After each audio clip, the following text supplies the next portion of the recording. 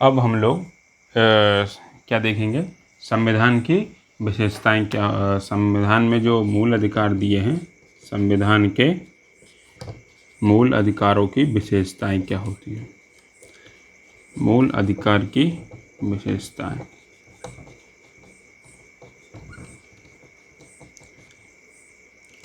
देखिए हमने पिछले वीडियो में देखा था कि मूल अधिकार क्या होते हैं, इनको मैग्ना कार्टा क्यों कहा जाता है, क्यों इनके बगैर व्यक्ति का जीवन संभव नहीं है, और एक छोटा सा इंट्रोडक्शन हमने पिछले वीडियो में देखा था।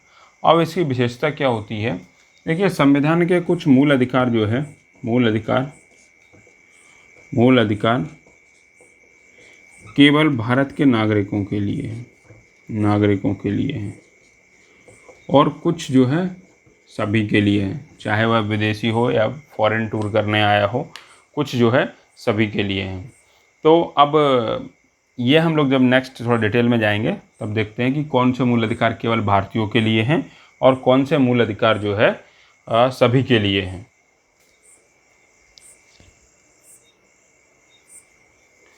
दूसरी विशेषता है कि ये असीमित नहीं है, मतलब ऐसा नहीं है कि नंबर ऑफ टाइम्स आपको कुछ फंडामेंटल राइट्स, कुछ मूल अधिकार दिए गए हैं, बहुत सारे मूल अधिकार नहीं दिए गए हैं। ये मुख्यतः अभी 6 टाइप्स के मूल अधिकार हमको दिए गए हैं। लेकिन इनमें ऐसा है कि देखिए मूल अधिकार आपका अगर हनन होता है तो आप न्यायालय की शरण में जा सकते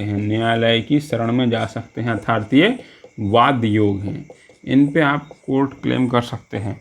अगर स्टेट को कुछ प्रतिबंध लगाना होगा तो एक सर्टेन लॉजिक के साथ देना पड़ेगा कि हमारी ये मजबूरी है, हमको इसलिए शासन चलाने के लिए ज़रूरी है, इसलिए हम ये वाला फंडामेंटल राइट, ये प्रेस की स्वतंत्रता रोक रहे हैं, या हम कहीं पर रैली नहीं निकलने दे सकते, या कहीं पर जुलूस नहीं निकलने दे सकते हैं।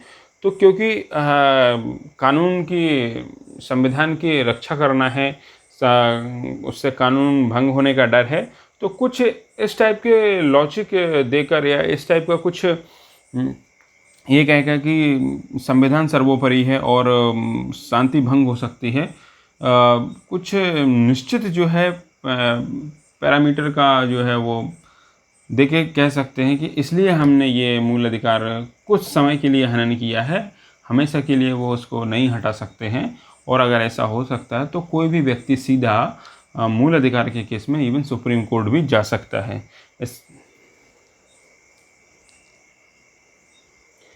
देखिए इसमें हमारा क्या है कि जब मूल अधिकार जो है दिए गए हैं तो ये राज्य इन पे अगर प्रतिबंध लगाता है तो इसलिए इनको कभी कभी नकारात्मक भी कहा जाता है। लेकिन अगर वो सही तरीके से नहीं लगाए गए हैं या कुछ हमेशा के लिए, जैसे अभी जम्मू कश्मीर का मुद्दा था कि जब जम्मू एंड कश्मीर जो है 2 स्टेट्स नए बनाए गए थे तो वहाँ पे गवर्नमेंट ने हमेशा के लिए नेट, काफ़ी लंबे टाइम्स के लिए नेट एक बंद कर दिया गया था। तो वहाँ के नागरिकों द्वारा विरोध किया गया कि जो है डाटा कानून के तहत हमको नेट मिलना चाहिए, नेट की सुविधा मिलनी चाहिए। तो बाद में सुप्रीम कोर्ट ने ऑर्डर दिया कि नहीं, आप लंबे समय के लिए शांति का बहाना लेकर नेट बंद नहीं कर सकते, इंटरनेट की सुविधा लोगों तक पहुंचनी चाहिए, ये उनका अधिकार है। तो फिर वहाँ पर नेट चालू कराया गया था। तो इसको फिर सकारात्मक भी बोलने लगते हैं।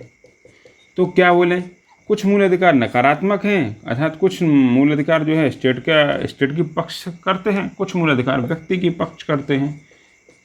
ठीक है, अब मूल अधिकार में परिवर्तन के लिए करना क्या होगा। मूल अधिकार में परिवर्तन के लिए ऐसा नहीं है कि संसद ने साधारण विधेयक से पारित कर दिया कि भैया ये मूल अधिकार खत्म, नहीं। संसद को अगर कोई मूल अधिकार खत्म करना है तो वो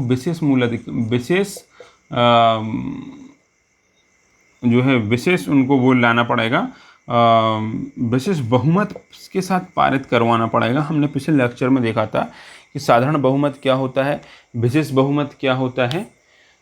तो उस विशेष बहुमत के आधार 2/3 बहुमत चाहिए, और दोनों, चाहे लोकसभा और राज्यसभा दोनों जगह से पास होना चाहिए, तो उसको विशेष बहुमत बोलते हैं। साधारण विधेयक के द्वारा इसको पारित नहीं किया जा सकता है। तो मूल अधिकार अगर कोई भी समाप्त करना है तो इनको विशेष बहुमत के तहत पास करना होगा। पिछले उदाहरण में हम देखते हैं कि संपत्ति का मूल अधिकार समाप्त कर दिया गया है, तो वहाँ पे विशेष बहुमत का उपयोग हुआ है। अब देखिए, जैसे अगर हमारे देश में इमरजेंसी लगती है, राष्ट्रीय आपातकाल लगता है, तो राष्ट्रीय आपातकाल के समय क्या होता है, कुछ मूल अधिकार जो है बंद कर दिए जाते हैं, उनको एक निश्चित समय के लिए हटा दिया जाता है। लेकिन कुछ मूल अधिकार कभी भी नहीं हटाए जा सकते हैं, ये क्वेश्चंस में पूछते हैं। अनुच्छेद 20 और 21 के जो मूल अधिकार हैं उनको कभी भी नहीं हटा सकते हैं, कोई सा भी आपातकाल लगाओ। तो अनुच्छेद 20 में कौन सा मूल अधिकार होता है? अनुच्छेद 20 में होता है अपराधों के लिए दोष सिद्धि के संबंध में संरक्षण। अपराधों के लिए दोष सिद्धि के संबंध में संरक्षण। अपराध अगर आपने किया है और आप मतलब दोष सिद्ध जो है नहीं हो पा रहा है, या आप अपना बचाव करना चाहते हैं, तो वो in case of national emergency में भी वो आपको प्रोवाइड किया जाएगा। और 20-21 जो है प्राण एवं दैहिक स्वतंत्रता का अधिकार। प्राण एवं दैहिक स्वतंत्रता का अधिकार, ये 20 और 21 जो है कोई सी टाइप की भी इमरजेंसी लगी हो आपको हमेशा प्रोवाइड किए जाएंगे, 20 और 21 अनुच्छेद। अब जो होता है, जो हमेशा हटा दिया जाता है, मतलब अगर कोई राष्ट्रीय आपातकाल लगा है, या देश में युद्ध की स्थिति है, या अशांति की स्थिति है, तो जो 19 नंबर अनुच्छेद है, इसको जो है हटा देते हैं। और 19 नंबर अनुच्छेद क्या होता है वो हम लोग देखते हैं। कौन सा अनुच्छेद? वाक एवं अभिव्यक्ति, मतलब बोलने की स्वतंत्रता को हटा दिया जाएगा। ये देखिए, क्वेश्चन आता है कि अगर इमरजेंसी लगी है या देश में युद्ध अशांति का माहौल है, तो कौन सा मूल अधिकार जो है हटा दिया जाता है? अनुच्छेद 19 वाला मूल अधिकार हटा दिया जाता है। इसके अंतर्गत क्या क्या आता है? वाक एवं अभिव्यक्ति, सम्मेलन का मूल अधिकार, फिर इसमें संघ बनाने का, संचरण का, कहीं पर भी आप घूम नहीं सकते उस टाइम, कहीं पर भी आप निवास नहीं कर सकते हैं, निवास और वृत्ति, ये मूल अधिकार आपके हटा दिए जाएंगे जब आपकी इमरजेंसी होगी। और 20 और 21 मूल अधिकार कभी भी समाप्त नहीं किए जा सकते, कोई भी इमरजेंसी लगी रहे। तो ये मूल अधिकारों की विशेषताएं थी। कौन कौन सी? कुछ मूल अधिकार भारतीय नागरिकों को ही मिलते हैं, जबकि कुछ मूल अधिकार चाहे विदेशी हो चाहे भारतीय नागरिक सबको मिलते हैं। असीमित नहीं है, सर्टेन नंबर्स हैं उनके। 6 टाइप्स के मूल अधिकार हैं। न्यायालय में डायरेक्ट अगर आपके फंडामेंटल राइट्स का इंक्रोचमेंट होता है, आपको फंडामेंटल राइट्स का मूल अधिकारों का हनन होता है, तो आप न्यायालय जा सकते हैं, इवन सीधा सुप्रीम कोर्ट भी जा सकते हैं।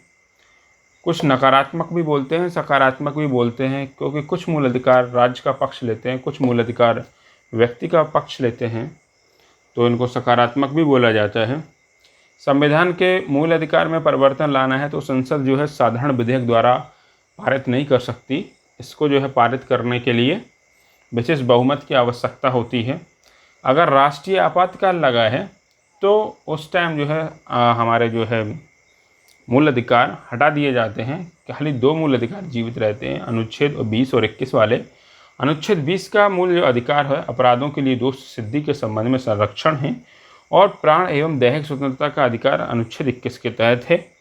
बाकी अगर हमारे देश में युद्ध या अशांति का माहौल है तो बोलने की स्वतंत्रता, सम्मेलन, संघ और संचरण, निवास, ये वाले मूल अधिकार समाप्त कर दिए जाते हैं कुछ निश्चित समय के लिए, जब तक कि शांति बहाल नहीं हो जाती है।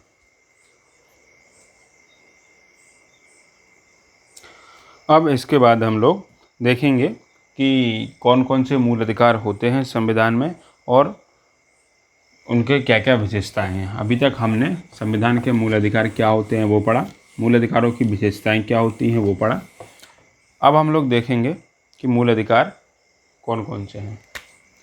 पहला मूल अधिकार हमने पढ़ा था समानता का मूल अधिकार। समानता का मूल अधिकार समानता का मूल अधिकार जो है 14 से अनुच्छेद 18 तक है। तो अनुच्छेद 14 कौन सा है? विधि के समक्ष समानता। विधि के समक्ष समानता। 15 कौन सा मूल अधिकार मिलेगा?